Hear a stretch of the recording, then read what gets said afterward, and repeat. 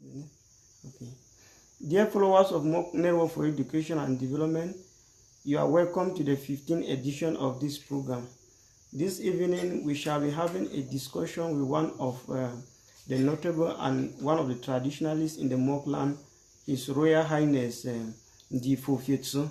So he is here live with us in Studio 2 in Boya. This evening, we shall be discussing with him. We want to thank you for always being there. We want to thank our followers on Facebook. We want to thank the members of MUNED Network for Education and Development. Those who have been liking information on our page, sharing it.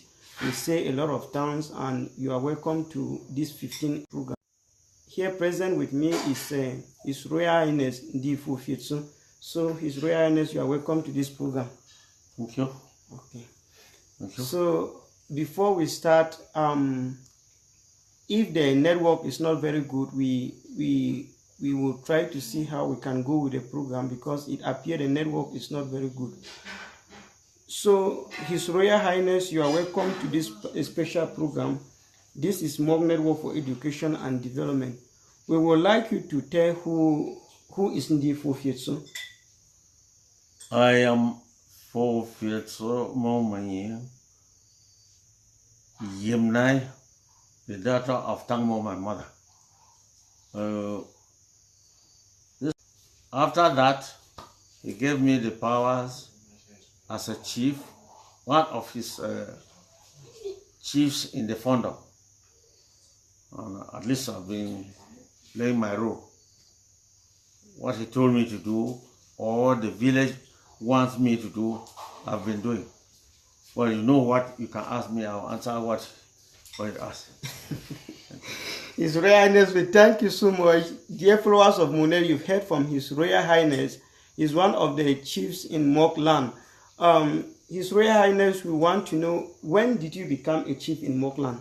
1997, when this cap was put on my head. Of course, that was my father's cap, but I will talk of myself, not my father.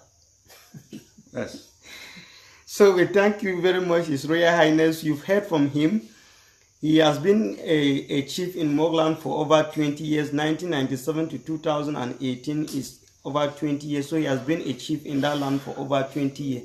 So we thank you very much and for accepting to be part of this program. We are very honored as MUNED Network for Education and Development to have you in this program. So His Royal Highness, we want to learn from you. We learn you are a retired teacher. Can you tell us more about your teaching career? Well, education school began in work fundum in the early 40s or 30s. But I went to school in 1954. I can remember we opened the Basa Mission School. We reopened Basa Mission School for Shimondi in 1964. The first one was, which Len Kamasa told me, was opened before 1941 when I was born, with the Reverend Coffet, they are still alive. They went to that school. I know nothing about that. But our own was January 1954. I can remember my admission number is number 4 in that school. That's a mission school. So we've learned from our father. He is actually saying that education began in MUNED land in late 1930, early 40s. And this is still coming to confirm the information we had with late Pa Fulomo in Kumba. He actually confirmed to us in 2008 that education came to MUNED land. The first school was a Basa Mission school, and it was the language that was taught there was Douala language. And you want me to speak in Douala, I speak. I understand it. So we thank you so much for confirming the information. History is history and remain history forever. So we thank His Royal Highness for confirming that particular information. I believe so much you are the second person to confirm this information that was handed to us by late Pa Flomo in 2008 when we interviewed him. At the time, Niaba was writing what we used to call the Numok magazine. Yes, so I actually interviewed him in Kumba. He gave us a good history of how education came in Mokland. So we thank you as you are confirming. You have just let us understand that you yourself, you started education in Mokland around 1950s. But before then, Basse Mission School have existed and there were people went ahead of you. Is that what you are saying, His Royal Highness? Yes, because late Kamasa, Mr. Folomo, Zacchaeus, they went to school and that one was closed down and we reopened it in January 1954. After it had been closed, I don't know when it was closed. It was late Kamasa Chia Timothy who told us that before 1941, when I was born, that school had existed. But it was closed down. We did not know why. All right. So, His Royal Highness, we thank you for giving us a detail of how education began in Mokland. We want to ask you about your career. You are a retired teacher and you happen to have been the headmaster of several schools, a teacher. You've gone around Cameroon to be a teacher. Can you give us a detail about your career? Well, 65, taught in PS Presidential School for Tang. That's it, Basse Mission School for Tang. I taught only for that year and went to the teacher training college and graduated in 1968 as a grade 3 teacher.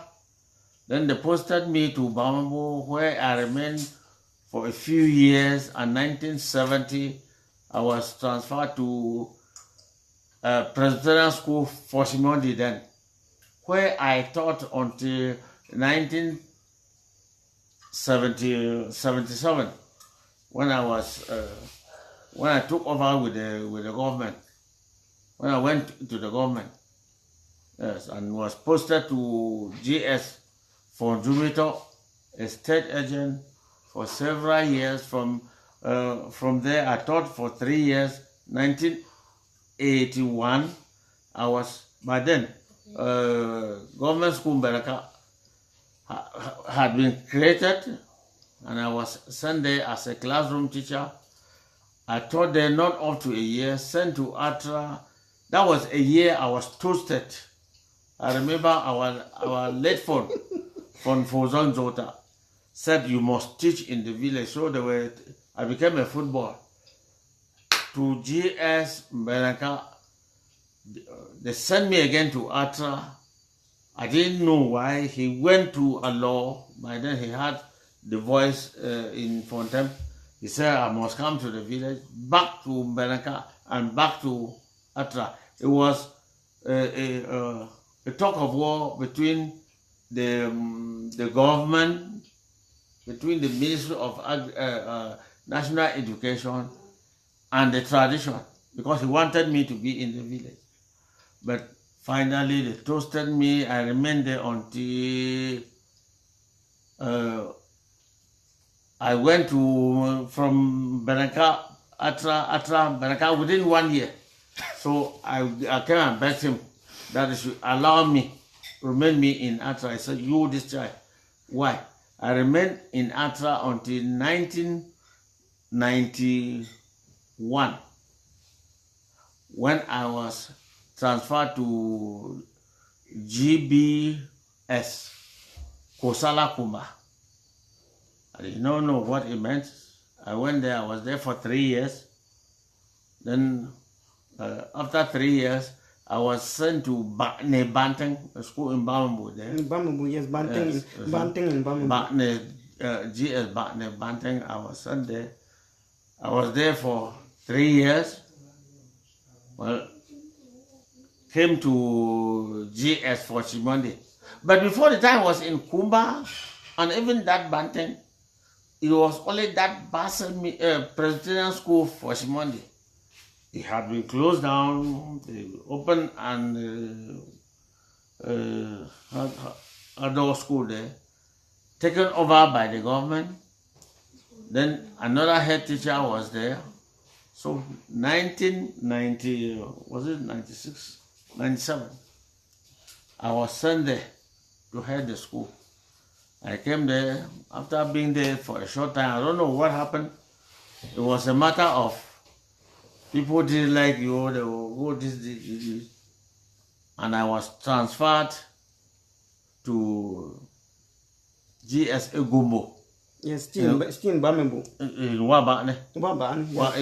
It was in Wabane. Wabane, exactly. I taught there only for a year. I remember the divisional delegate then was fighting with one of my colleagues in the village who fought for my transfer there, which I don't want to mention. That is a past. It had been forgotten. So I had to be there only for a year. And I was sent to the delegation in Fontem.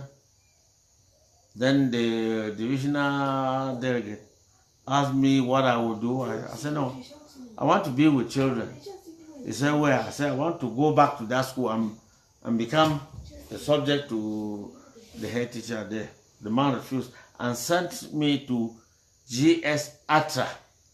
GS Apang. In that village. I remained there.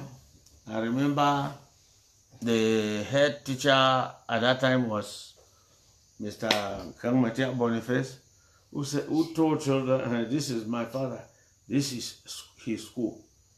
I can remember I knew that was only in my school until I remained there for 2 years. And went again to where? Was it Banten? No, I was then sent to GS for Shimondi. Again, for the second time? For the second time, where I had been. I said, but Mr. Delegate, why are you worrying my life? Why did you not allow me? He said, go back to that school. I went back to that school and taught for a number of years and went me on retirement while there. I went on retirement 2012. Okay, so only in that school. Okay, in GS for Monday. GS for Monday. Okay. So we've heard from our father here his career. He has been one of the persons that have been supporting education in Mokland. Our father has mentioned he had worked in GS for Monday. He has worked in GS Apang, and he has worked in GS Benka. So Igumbo. And he has gone to Igumbo, the nearest is in Wabani, closer to our own place. He has been in those areas. So our father here is one of the persons that have produced students or professionals, those who are now working in the government. A lot of people pass through his hand. And I seated here, I am a testimony, because he has cited at the time, I remember at the time, I was between class 5 and class 7. He was a headmaster in GS for Monday that particular year. That was between 1994 and 1997. So we want to thank you so much for the enormous effort that you've made in order to promote education in Mokland. I believe so much that the people of Mok will forever remember you for the good work that you did in order to educate the children of this wonderful kingdom. We thank you so much, His Royal Highness. You've given us a teacher of your career, how you started, even went right up to Molete, where you were in GS Futan for so many years, and you've served Lebialem for long. So not only the people of Mok Fosmon, the kingdom will forever remember you, but the entire Lebialem, the people of Mok Fosmondi, the people of Molete, the people of Mombin, and all the rest, these places that you've taught there. So we want to thank you so much for that effort. Now, His Royal Highness, we want to move to the third question. When did you attended education in Mokland? It's just, you said you started in 1954. But we want you to go back again a little bit into that question and tell us how actually the school study, because you talk about reopening of a school in the village, which has existed between 1940 and some point in time it was closed down, and later on you were the first batch to reopen that school in 1954. So we want you to tell us a little bit of your story as a schoolboy in 1954. Well, I know that some of us went to school as adults. I remember late Mr. Foromo advised us when we were enrolled to pay tax in the village. He saw us in one day celebration in St. and called the youth, said, all of you, you have been enrolled to pay tax. Go to school and pay 2 shillings, which is the very amount you will pay for tax, and go to have your education. You will better yourself. That is what made us to go to school in that 1954. Now, some of us, especially myself, since I had grown, I would leave school, come back, leave school, come back. But I remember somebody like late Fofietso, who was the PTA president in 1962, children campaign. They used to make children campaign, catch you and come back to school. Some of you, they would beat you. He knew that some of us had grown up. He told the head teacher, bring them and calm them. That children campaign brought us to school, and I cannot think of the year since I had not planned this. So I had to come back to school.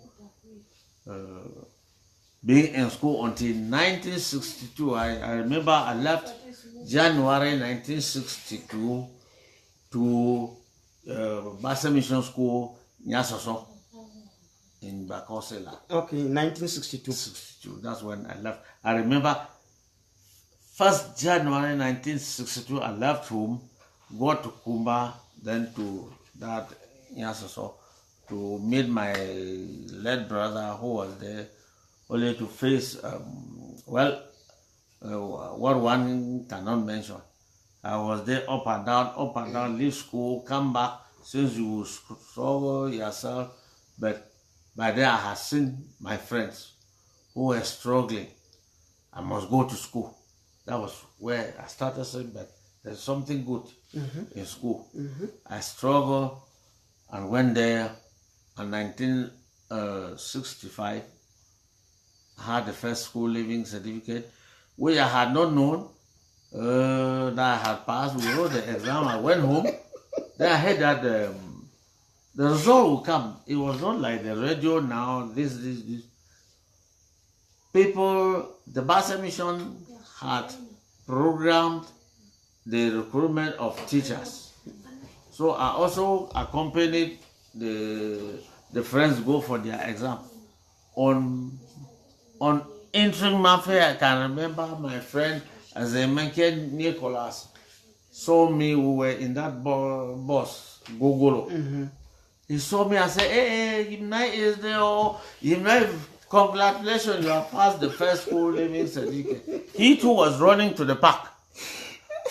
Where we dropped, he told me you had passed. I remember I was late John Moore for committee with late Jacob Tudong for of Zamatud, and presently Tankana on Kong Siambia.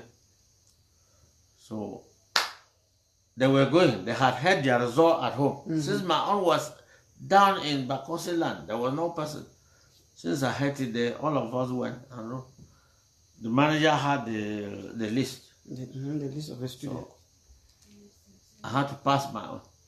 2 of us, myself and late John Mofo, passed. And that's why we were recruited as teachers to teach, and I was sent to GS Fortang. As I said, I started teaching in GS Fortang as a PT. Then, since my father had died, my mother was only looking at me. She was very old. I didn't know that I could go to college until late Pa Asa Ben for Monday provoked me, say, write the exam and say you have the knowledge, but nobody to send you to school. But then it was not this case of registering today before you write. I was visiting him on his sick bed on Sunday, and the exam was to be written on Thursday. I said, I will write that nonsense and pass. He said, not only arithmetic and English. He said, go and write. I went and wrote. My then head teacher, Ndumo Martin, since you answer and write your question, said, well, woman, you will pass this thing. Because out of the 7 working sums, I only failed the right answer at the end of 1. With those 2 plus 2 and so on. So he said, you will pass that thing. At the end, since I had no person who was pushing me to go ahead, I didn't care. When I was sent to Fortabe to collect teacher salary, Mundani teachers in those days. For GS Monday was the only school in Bangwa. The rest were only in Mundani. That was Bantang Fonange, for Tang Bamambu, Bichati, Besali, 6 schools. And only 1 teacher would go at a time. And collect. So it was my turn to go. I got there.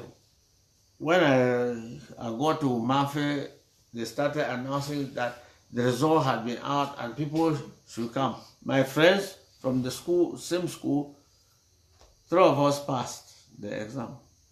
So they only made me there. I had collected the money. I was shivering. I said, what am I to do with this? Every teacher who came, he signed their voucher, took his money. So when we attended the interview, my own interview was as if they were asking you what was in your mother's house that you know.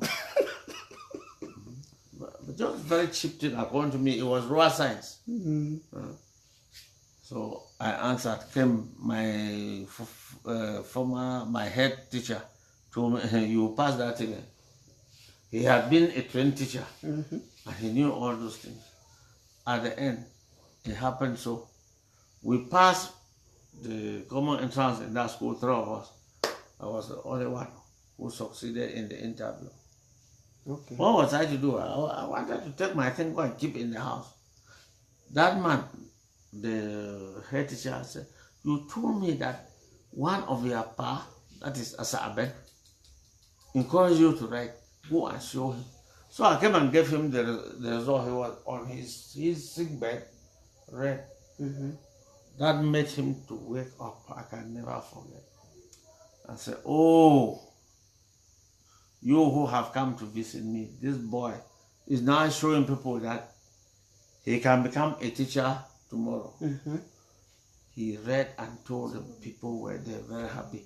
But everybody was there pitying me because they were seeing my old mother there. I was the only person to buy even little oil and so on. So as it happened, as God had planned his things, let Fozon Zota and Fodang Chiafia. When I heard, I came and told them. They said, hey, they want to abuse who? This village? That was the question they asked. Well, from there, they said, you must go. And God had to push the hand. And I did the teacher grade 3. So as I'm sitting here, my years of being in the college were only 3. In the teachers training college for 3 years. I did the teacher grade 2 in service, the grade 1 where I ended in service. So that is that about me. Okay. Dear followers of MUNED for Education and Development, you heard from His Royal Highness. He has narrated his childhood education, how he attended education in Mockland.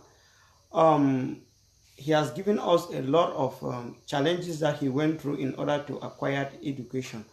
However, His Royal Highness has mentioned some 2 people that I will want him to go back to them and say a word. He has mentioned late Pa Fulomo Nsobeno. Mo Fufulumonsono in Kumba, whom I still said I interviewed him in 2008 when he was still alive, and he happened to have narrated to us a lot of things how education came to Mogland.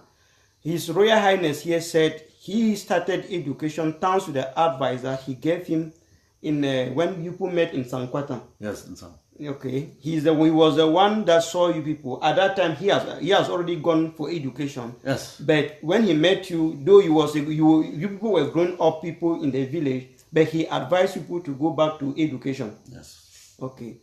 So we've heard from our father, His Royal Highness. So he has narrated. Now another fact that I want to have from you. Late Pa Folomo said education had a turning point in Mokfos money in the year 1958 when His Royal Highness when His Royal Majesty Fuzan Zota came to be the king of the Fondom, and he happened to be somebody who had acquired education, went right to Nigeria before returning home to be the king of the kingdom. And because of that, he loved education, and he actually pushed a lot of children to go to school, though some parents were not so much zealous to educate their children, but he did a lot in that aspect. So I want to hear from you. These are the words of late Pa Folomo. Is that exactly what happened in the village in 1958 when His Royal Majesty Fuzan Zota became the king of our kingdom? Obviously, that man shall be remembered if they hear his history. If not, God will reward him. I remember there are some mothers in the village there. He used to come to a gathering like a death celebration and said, Mala'a, Mala'a, the mother of Tumzelu. This mother, Letia, the mother of Boniface Kangmatia. Those were his men, women. He called them Mbanga Pangwezia, because they didn't want any of their children to remain at home. So, as I told you, that when I passed my teacher grade 3, he said they want to abuse who? And call my uncle led for Nangchiafia. They meant me to go to school. There is no more child, more boy or girl who would go to school at that time without having had a franc from that fund. Funds were always saying, give me, give me, give me. But to him, school was his own give me. If your child was not going to school and he meets you, he will ask you, why is such and such a child not going to school? Send that child to school. So in fact, he pushed, by then his own children were not of the age of going to school. Exactly. He forced. Okay, go ahead. So he forced. I'm saying he forced because, let's say you were a woman, and he made you on the way as people are moving, and he had heard that your daughter or your son was not going to school. He will ask you, why is such and such a child not going to school? So some people send their own children to school because they will have their money and know that the phone must have known that he has about 2,000 and has not sent a child to school, who send those children. So he played a very, very important role when he took over his father, who died on the 8th of September 1958. I only know this because they wrote a letter when I was out, and I read the letter in Douala. Okay. So, followers of MUNED Network for Education and Development, we want to thank His Royal Highness so much for throwing more light on the words of late Pa Folomo.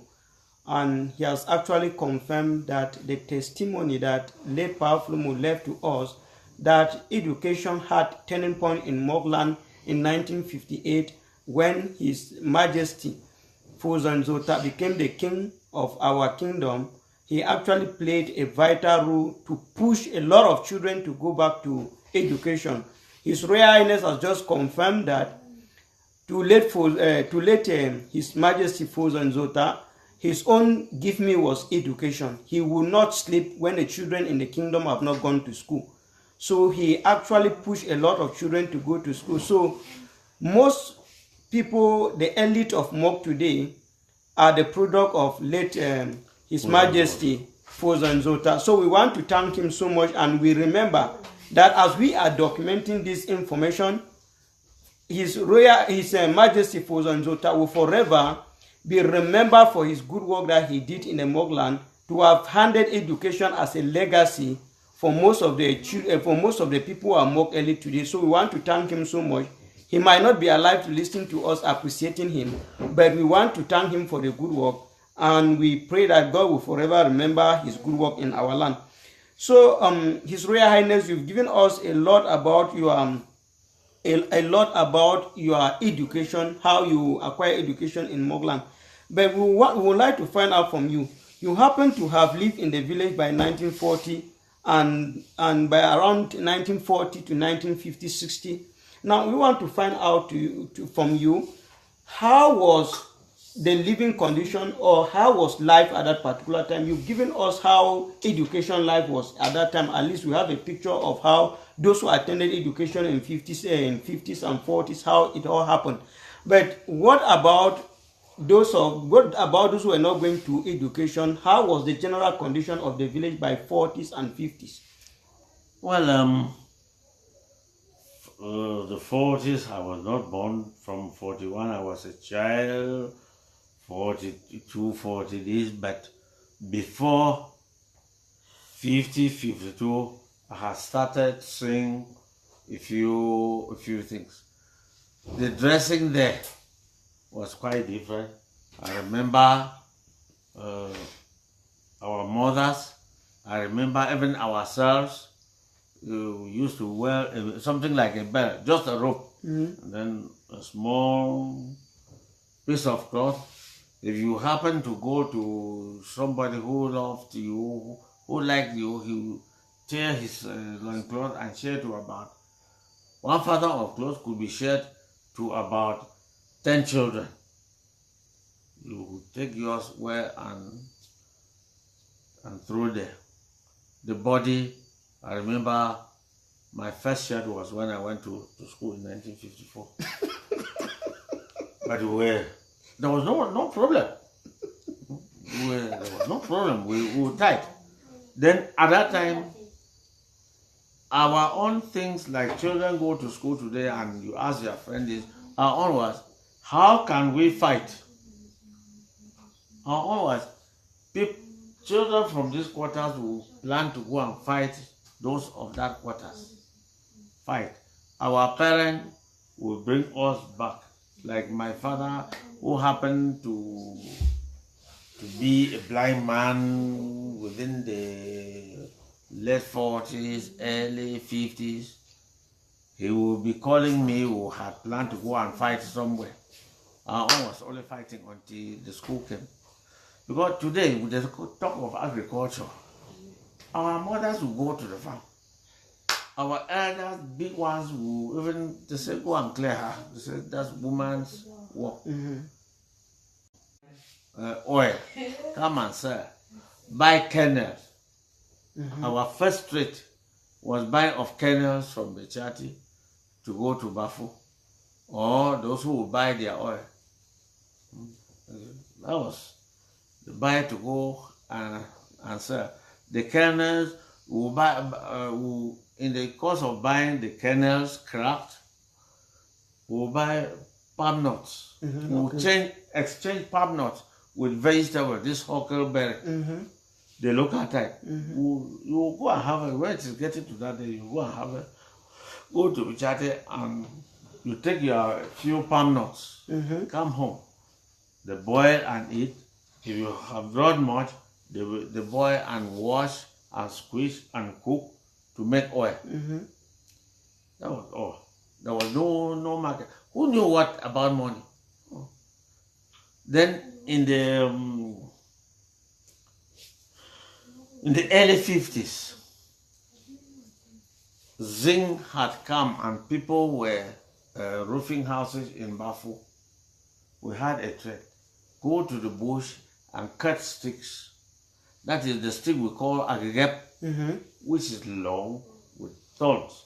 Peel it and then you take it to Bafu. Sometimes you could sell one for even 25 francs.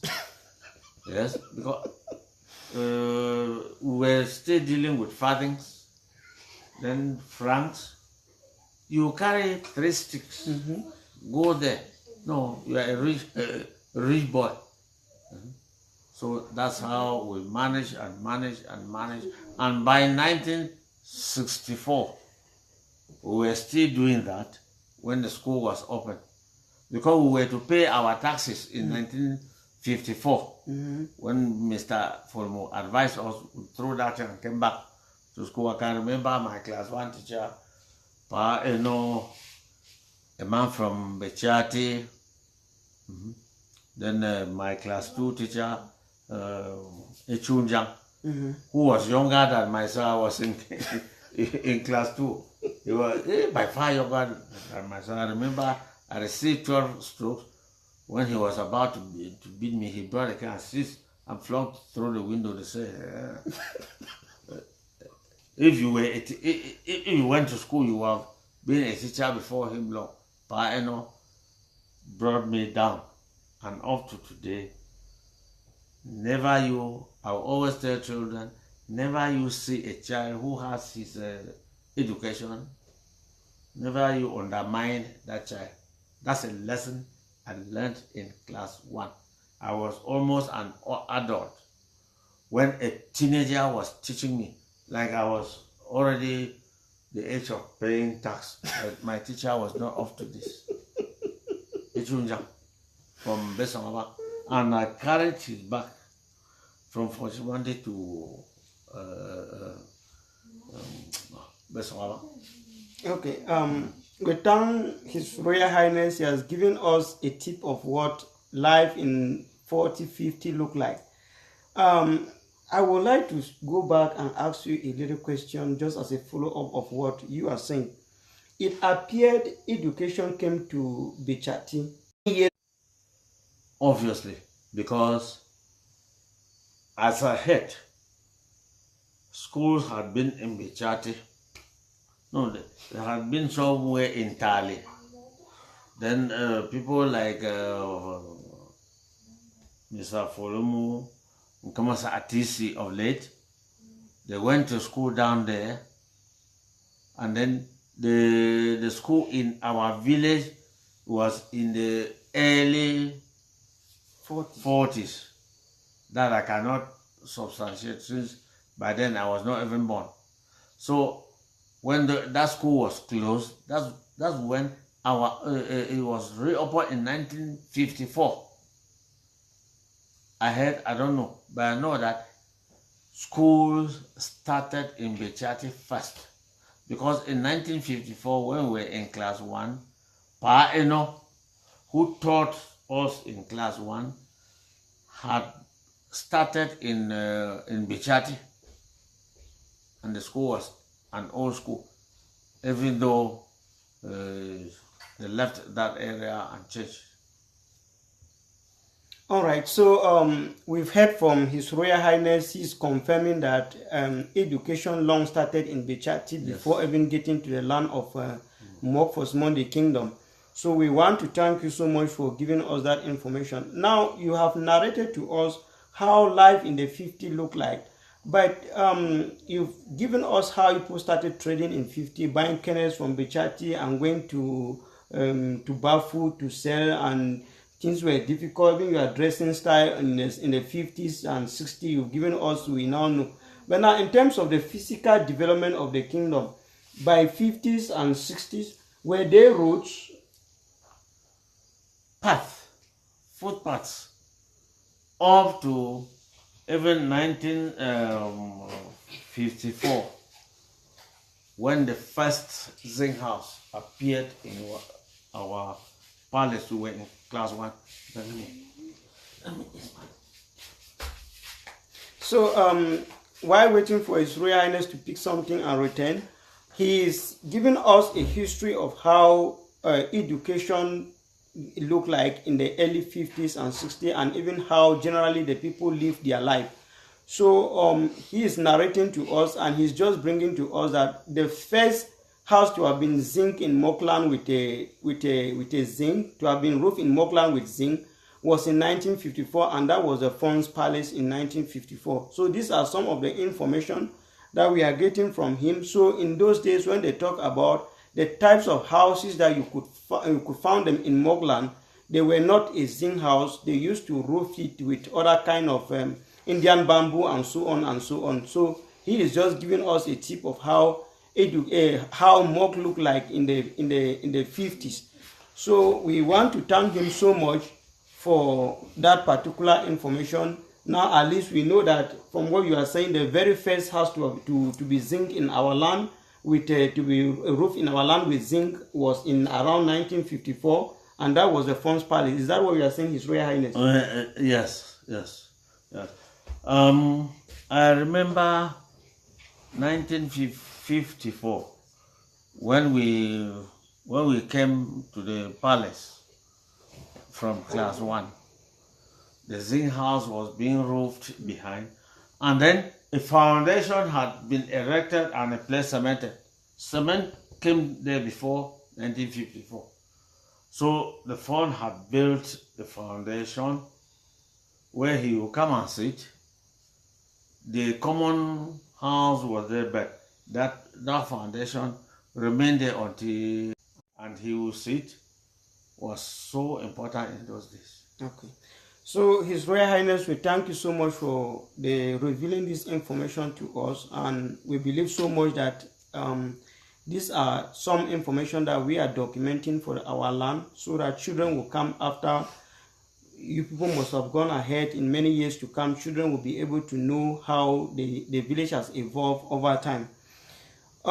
His Royal Highness, your name is His Royal Highness Fofietso, which happened to be the name of our king that existed before His Royal Highness His Royal Majesty Fuzo Nzota 1. Now the question I wish to know: are you connected to the royal family? Yes. Okay.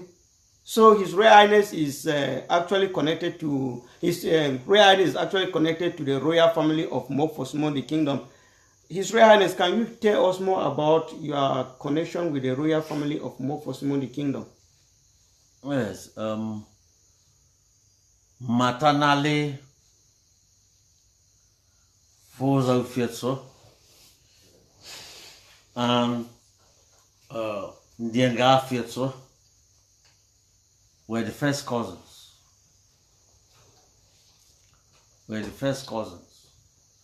Then Fuzo Fietso was nursed by Fietso Ndi, my father. Okay. That is carrying up the child. Mm-hmm. Their mothers were elder and younger. Okay. So my father's mother was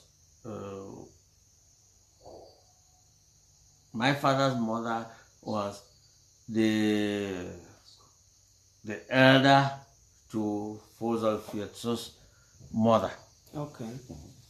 Okay. That's the connection. All right. So we've learned from His Royal Highness how he is linked to the royal family of Mokfosimondi Kingdom. Throw more light on that. His Royal Highness, we want to know, are you in the position to tell us more about the royal family? Somebody like me, I grew up to Iron Man. I only know that before Fuzo Fietso existed, Kanafak to Fietso to His Royal Majesty Le Fuzo Nzota, and now we have His Majesty Fuzo Adolf. Now, I don't actually know how the royal family is. Can you be in a position to educate me and some other people who want to know about the royal family of Mokfosimondi Kingdom? Okay. Before from Mok, which I don't want to go to the past, most of you, even today, they talk of Mok originated from Mok. let us abandon Mo. Fuzog, who was at that time called what? You knew it in history. Nkmaza. Okay. He came and delivered the son, Zemgo, who before he could die had Nkanglefak, who before he could die had Fietso, who before he could die had Nzota, and finally Nzota left to Afo. Okay. Wow. So we've learned from His Royal Highness. So he has given us the list, the names of people who have ruled Mokfos Kingdom. So we thank you so much for that piece of information. I believe tomorrow, if we go somewhere and we are citing the names of the kings that have ruled our kingdom, we'll be able to remember the names that His Royal Highness has just given us. Now, His Royal Highness, I would like you to tell us more about this. As one who lived in the village by 1940, how can you compare the tradition of the Mo people in 1940 and that of today? Has tradition depreciated, or is this still the same tradition you saw in 1940? I did not see in the 40s, but in the 50s. All right. But in fact, tradition is fast changing, because in those days, say in the 50s, even the late 50s, before I could master, even those of us who were in the early 50s, children, we did not know that we were disturbing the tradition. But of those days, you would listen to your father. Even if your father is angry, you cannot alter. But today, things have changed. Is it modernism? Yes, modernism. Modernism and globalization. Globalization. So it has changed a lot of things. We are only forcing our tradition. Sometimes you see the tradition, which is good, but people will not at all will say, no, let us put it off. Okay, so from what His Royal Highness is saying, we are taking note that tradition is depreciating over the time, yes, particularly in the way people relate with the elders of the community. So His Royal Highness is telling us here that as people who are growing up, we should remember how tradition used to be in the 50s and in the 60s, how people respected the elders in the community, how people respected the traditional rulers, and everybody that had an important role to play in our society. So His Royal Highness, now I want to find out, just as a follow-up information to what Ndi Fofietso, who is one of the person we interviewed before now. I want to find out from you, he actually stated that as far back as 50s and 60s, though more people knew that they were having different villages like Mokfos Mondi, Mombi, Moglete, and Mogleliang, but in terms of their interaction, you will hardly notice that this man is from Mombi, this man is from Mokfos Mondi, and so on. The people see themselves as Mok people. What can you say in that light? Only you, the youngsters, have brought us confusion. Because somebody, let's say we are here in Boya. In those days, either you were from Moglete, Liliang, Fosimondi, Mombi, they were all one person. Only you have, because of your history, because of your white man, because of your modernism, I don't know, have changed. Otherwise, they knew that they were sons of one man. Today, you people have brought it that there should be sons of one man but different mothers. That's how you have told it. That's why you have Mongi, they are calling. But I don't blame them, because when children things from different corners.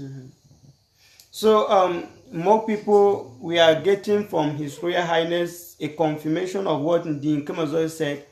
They that lived in the 50s, 60s, 70s, they knew themselves just as Mok people, and there was hardly a differentiation of whether you are from Moglete, Mogleliang, or Mongbe, or Mok Fosimondi. They just knew themselves as the Mok people, and that is how they lived their life happily, relating with with one another in that light. So it is a call for us, the young generation of today, to wake up and realize that Mogman is a Mogman, whether you are from which village, in as long as you were born in the land of Mok, whether Fosimondi or Fosimombi or Mogleliang or Moglete, we should always remember that we are one people. His Royal Highness, is that your word? Yes, because today, let us say, if you count the people of only my chiefdom, outnumber those who were at that time in a fondom. So the more the population grows, the more things change. So we don't blame. Sometimes division of labor, you do this, you do this. But what I would advise is, let the youngsters not put enmity, not put this useless thing I call politics. What is killing us is politics. Divide and rule. Otherwise, if a Mogman was standing there as a Mogman, what is the problem? Okay. So we thank His Royal Highness so much for those powerful words and declarations that he's making, because these are his testimony and his legacy that he is leaving to us today. So, His Royal Highness, we thank you so much, but there is this aspect, Christianity. We've learned how education came to Mogland, but we are still to know exactly how Christianity got its way into Mogland. So, His Royal Highness, can you throw more light on how Christianity got into Mogland?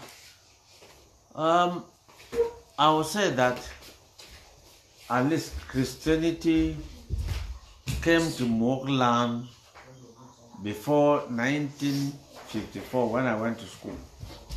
Because before we could go to school, it was the Basa Mission which brought Basa Mission School. In Mumbai, it was the Catholic Mission, brought Catholic. In Moglete, it was the Basa Mission. What is that? What is that? Who is making that noise? Who is that? So it was the Basa Mission and the Catholics.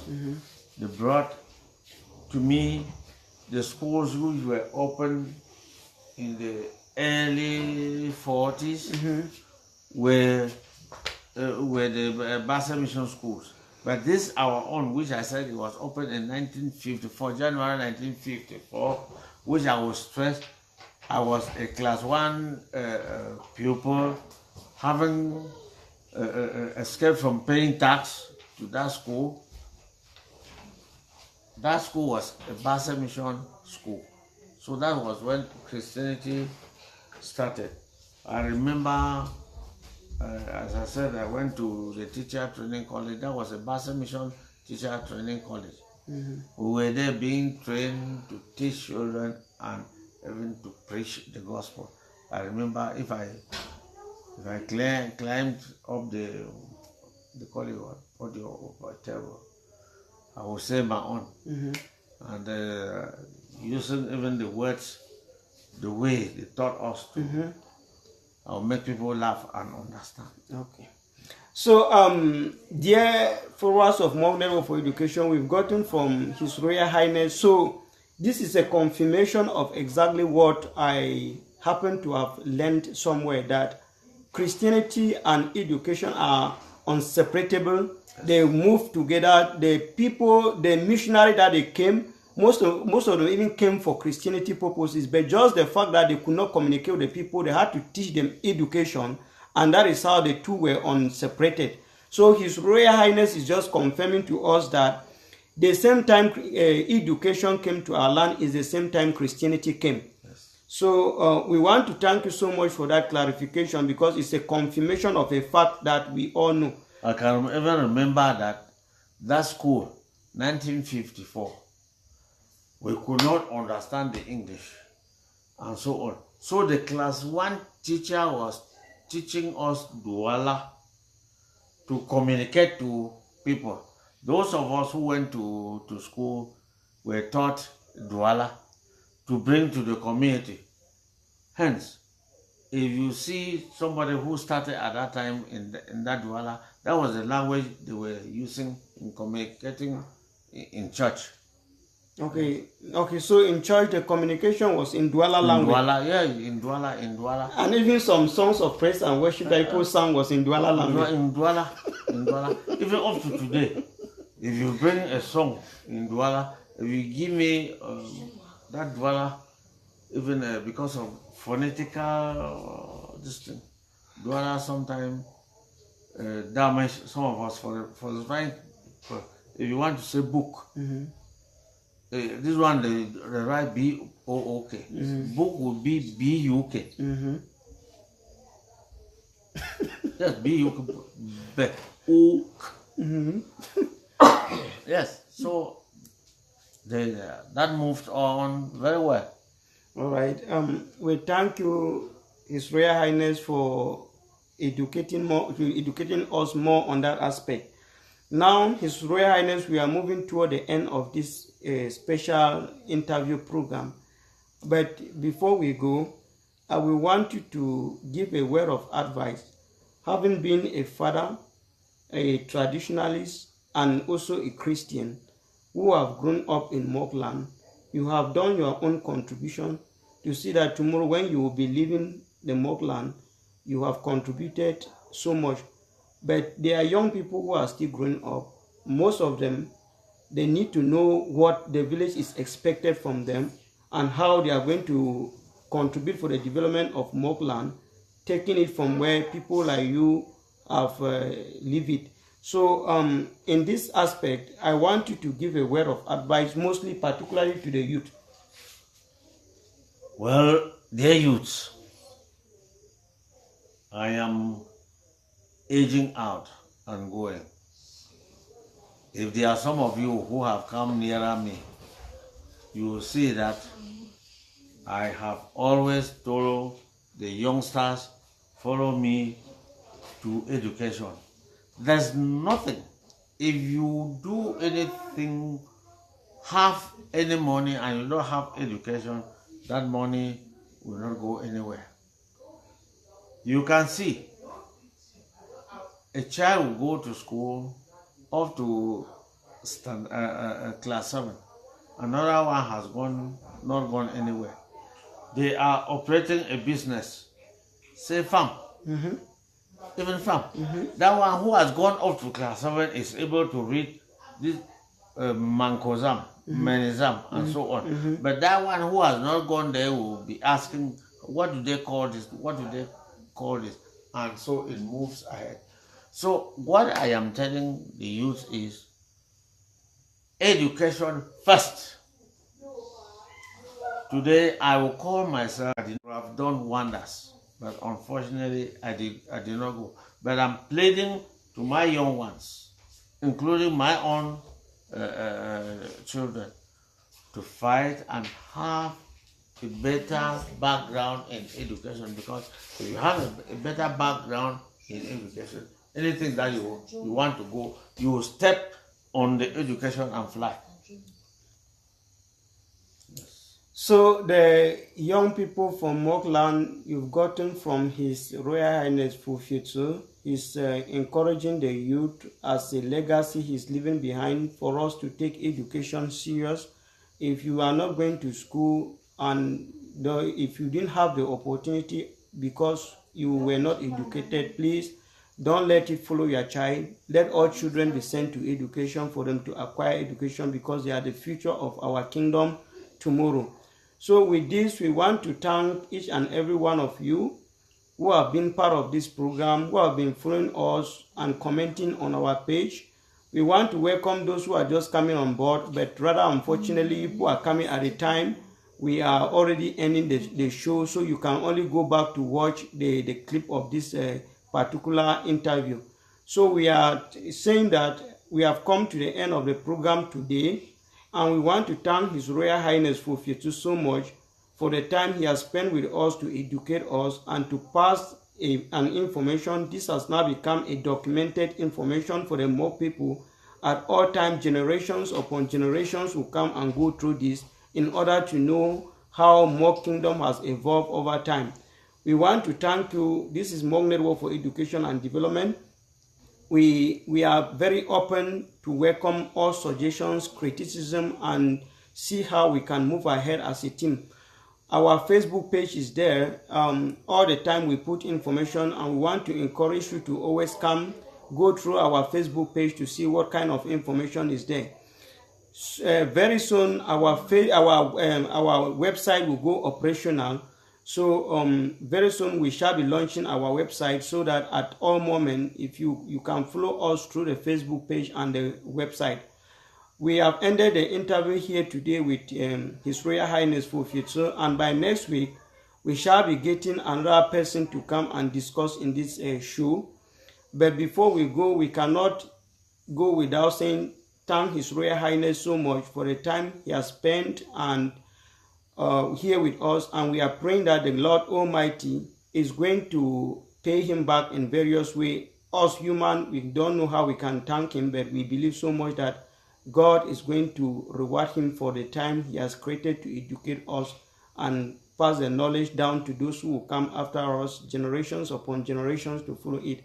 So His Royal Highness, we want to thank you so much for this particular time that you spend with us, and we appreciate so much. So thank you very much. Thank you, my son. All right. God bless you. Thank you very much. God bless the work. Thank you very much. Thank you. Fine.